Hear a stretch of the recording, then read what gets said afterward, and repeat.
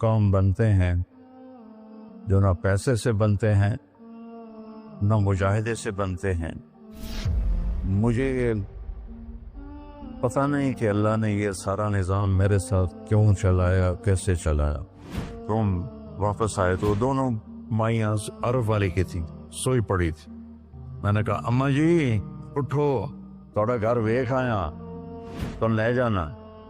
तुम में से एक एकदम वे बेटा तेन वो तेन रब अपने सोने दिया ज़ियारतां कराई रखे। मैंने बेगम से कहा बेगम ये दुआ कबूल हो गई। 90 से लेकर आज तक बिला नागा मेरे रब ने मुझे अपने घर बुलाया। लिहाजा मैं उसके सामने ऐसे मुंह करके खड़ा हो गया। वो ऐसे दुआ मांग रहा था, मांगते उसने जब ऊपर नजर उठाई तो मुझे देखा, तो उसने ऐसे भी नहीं किया, उठे ही हाथ छड़े दौड़ के मेरे पास आया। कहने लगा मौलाना तुम्हें पता मैं की दुआ कर रहा। मैं कहा मैं कोई नजूमिया जो इन्हें पता लगे हुए। कहने लगा मैं ये दुआ कर रहा, या अल्लाह मौली तारिक जमील को अम्मा की दुआ लगी हुई है, वो जरूर आया होगा हज पर, वो जहां भी है मुझे मिला दिया। क्या ये मेरे अल्फाज खत्म हुए तो तू सामने खड़ा था।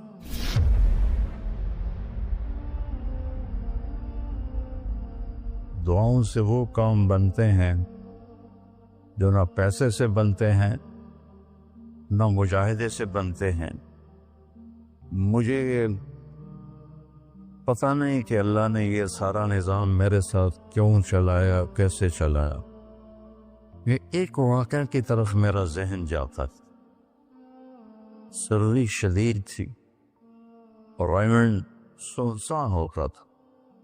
बाहर बाजार में 2 होटल थे, एक चाय की दुकान थी। तो मैं बरामदे में खड़ा था तो मेरे उस्ताद साहब रहमतुल्लाह अलैह मौलाना अब्दुल रहमान, उन्होंने करवट बदली किया। तो उनके करीब दूसरे उस्ताद लेटे हुए थे, मौली अहमद बटला साहब। कहने के मौलाना क्या हुआ? कहने के सर में बहुत दर्द था। बस ये सुनना था कि मैं ऊपर गैलरी में मेरा बिस्तर था और वो इतनी सख्ती थी गवर्नमेंट में कि ये जो घड़ी बांधना भी वो क्या था, खिलाफ कानून था, और थर्मस रखना भी खिलाफ कानून था। मुजाहिदा ठंडी चाह पियो। तो 2 लड़कों ने थर्मोस चोरी रखा हुआ था। वो मैं एक को मैंने जा उठाया, मैंने बोले थर्मोस किथे? कहता वो पड़ा हुआ है, वो पड़ा।